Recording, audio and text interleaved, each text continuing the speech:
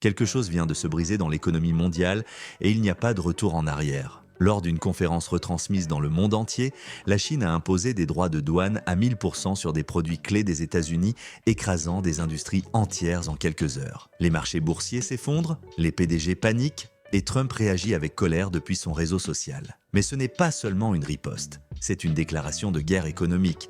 Qu'est-ce qui a poussé Pékin à prendre cette décision extrême? Sommes-nous à la fin de l'hégémonie américaine? Ce que vous allez voir n'est pas une simple information, c'est un tournant historique. Et ce n'est que le début.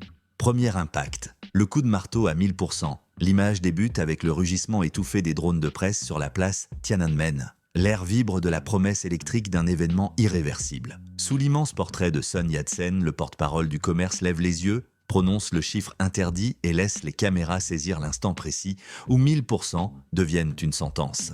À Washington, un conseiller renverse son café sur le mémo qu'il préparait pour le Conseil de sécurité économique. Avant même que la caféine ne refroidisse, la courbe du S&P 500 chute comme une avalanche sur le village des rêves industriels. Les titres s'entassent sans ordre. 1000% sur le soja de l'Iowa, 1000% sur les puces électroniques d'Arizona, 1000% sur les machines de l'Illinois, 1000% sur les spiritueux du Tennessee.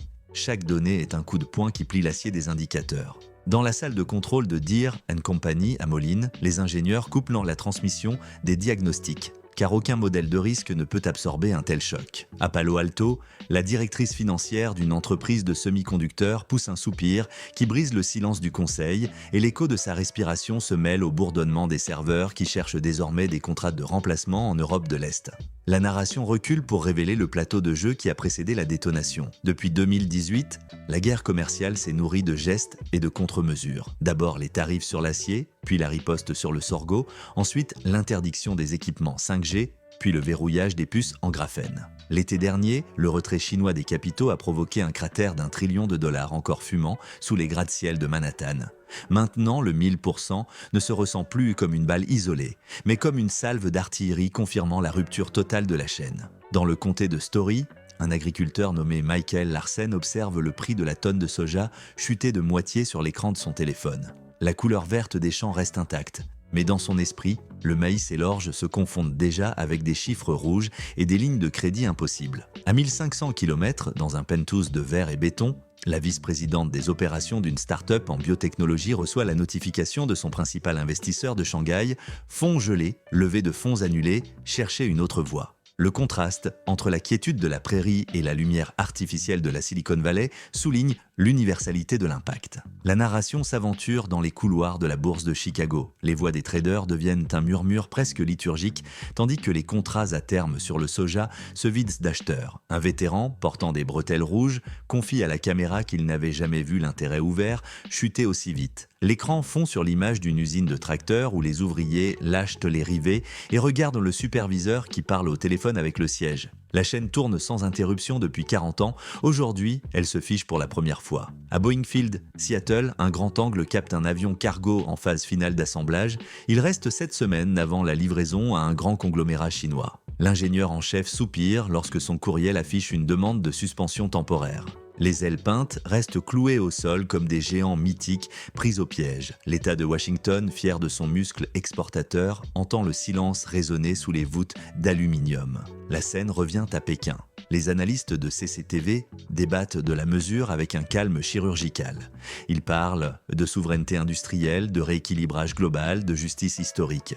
Sur le réseau social local, un hashtag disant adieu au siècle américain rassemble 300 millions de vues en 1 heure. Les utilisateurs partagent des mèmes où l'écrou se serre jusqu'à faire exploser la barre du drapeau étoilé. Le message est clair, résister ne suffit plus, il faut maintenant repenser l'architecture économique à son avantage, onde expansive, l'effet domino de Wall Street à Main Street. La voix du narrateur guide le spectateur à travers un Manhattan gris balayé par la bruine. Les façades de pierre suintent des gouttes d'eau semblables à de la sueur froide. Au 40e étage d'un gratte-ciel, la directrice des risques d'un fonds de pension mesure l'hémorragie. 100 milliards évaporés en 48 heures. Elle descend en salle de réunion, présente un graphique en chute libre, entend le silence atroce des administrateurs et sent le poids moral de millions de retraites dépendant de son pouls sur la touche vendre. Pendant ce temps, à Omaha, un couple observe les prix au supermarché. Le lait augmente de 500, les céréales de 12, le détergent de 15. Cela semble mineur, mais le total dépasse $2 500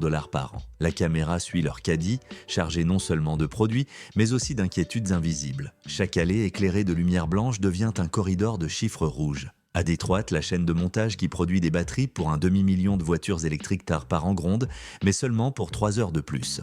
Le responsable de l'usine reçoit un message crypté. Le partenaire coréen retire le financement relais parce que le rendement de ses obligations augmente avec la secousse mondiale. Les tapis ralentissent et les robots restent en position de repos, bras métalliques figés comme priants pour leur prochain cycle. Au nord de la rivière Scioto, les terrains du projet de puce le plus ambitieux de l'histoire de l'Ohio sont recouverts de bâches pour protéger les fondations d'une pluie qui n'est pas encore tombée. La bâche flotte au vent comme un linceul sur des rêves de silicium. Personne ne veut prononcer le mot « annulation », mais l'injection de capitaux européens n'est jamais arrivée. Et les subventions fédérales restent coincées dans un labyrinthe bureaucratique et déficitaire. La narration change de latitude. À Reno, Nevada, le désert avale la bétonnière qui avait commencé à cimenter le plus grand parc solaire de la région. L'entreprise espagnole fournissant la technologie reporte indéfiniment la livraison à cause de la volatilité du dollar. Les coyotes rôdent autour des clôtures métalliques qui ne protègent plus rien. Les caméras voyagent ensuite dans des centres ruraux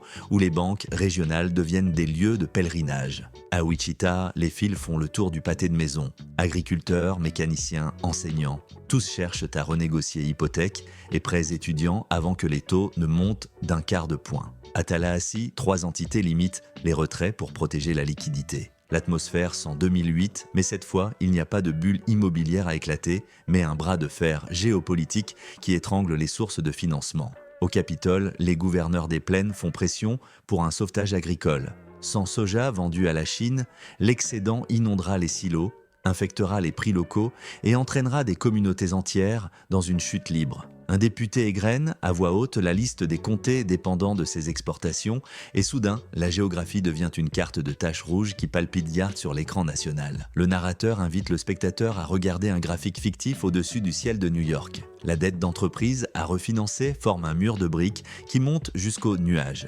Sur chaque brique s'ajoute la courbe des junk bonds qui monte comme une mer furieuse. Entre ces deux masses apparaît une fissure lumineuse, la sortie des capitaux chinois. Le spectacle visuel n'a pas besoin de mots pour décrire le précipice.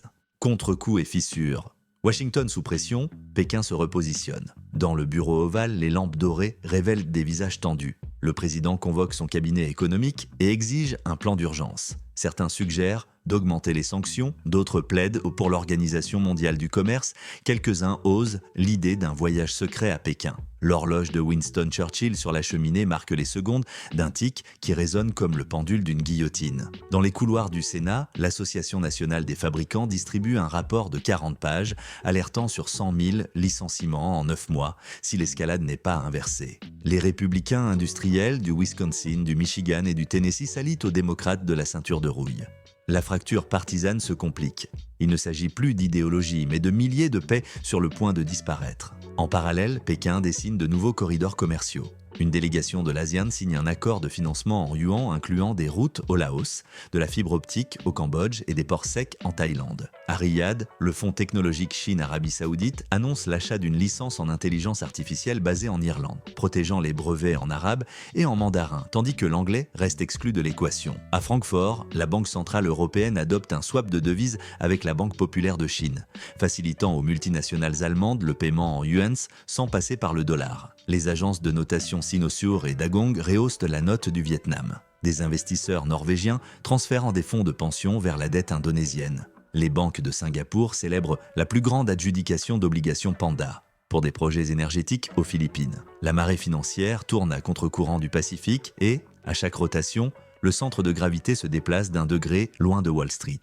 De retour à Washington, la Réserve fédérale devient un théâtre de tension. Une aile défend la hausse des taux pour maintenir la crédibilité du dollar.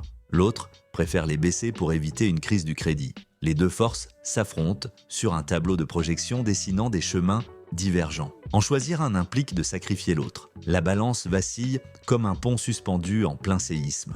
Les médias spéculent sur un accord secret au forum de Davos, une salle fermée où des émissaires nord-américains auraient laissé entendre une réduction des tarifs douaniers en échange de réinvestissements progressifs.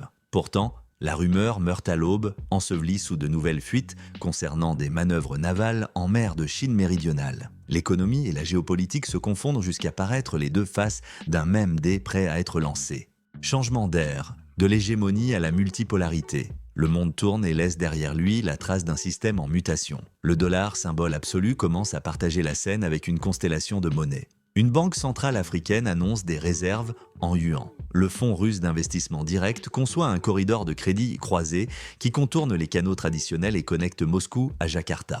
La Banque des règlements internationaux publie un rapport où la part du billet vert descend de 2 points.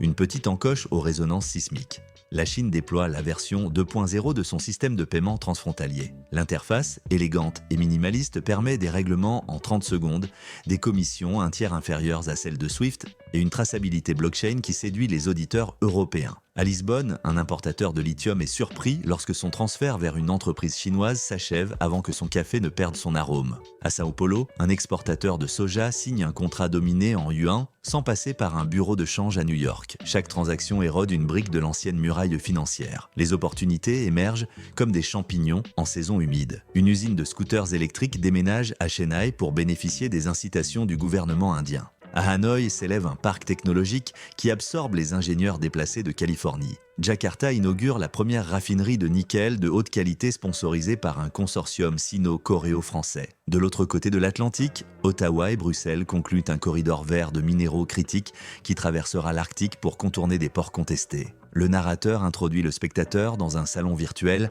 où des économistes simulent des scénarios. L'un montre une récession technique aux États-Unis, contraction sur 2 trimestres, chômage à 8%, pétrole à $90. Un autre déploie la menace de stagflation, croissance stagnante, inflation à 6, sondages électoraux en feu. Un troisième chemin ouvre la possibilité d'un compromis diplomatique, mais la fenêtre se rétrécit à chaque gros titre incendiaire. L'avant-dernière scène place le taureau de Wall Street derrière un ruban jaune de précaution. Des touristes photographiant la sculpture comme s'il s'agissait d'une relique d'un cycle en déclin. Un enfant s'approche et demande si l'animal est malade. Personne n'ose répondre. Le bronze brille sous la lumière du coucher du soleil, mais son ombre projette des doutes sur le trottoir. La tempête commencée par un décret, à 1000%, n'est pas terminée, elle s'est seulement repliée pour prendre son souffle. Sous la surface des chiffres et des graphiques se cache une vérité que l'on ne peut plus nier. L'économie mondiale n'est plus unipolaire et l'ancien centre géographique du pouvoir se fissure comme la glace sous des pas trop confiants. Si les États-Unis tirent la leçon, ils redécouvriront peut-être la résilience qui les a définis autrefois. S'ils la nient, ils risquent de rester prisonniers en périphérie de la nouvelle symphonie financière. Si ce récit vous a captivé, donnez-nous un pouce levé et abonnez-vous pour ne pas manquer les prochaines histoires révélant comment se réécrit la carte du pouvoir en temps réel.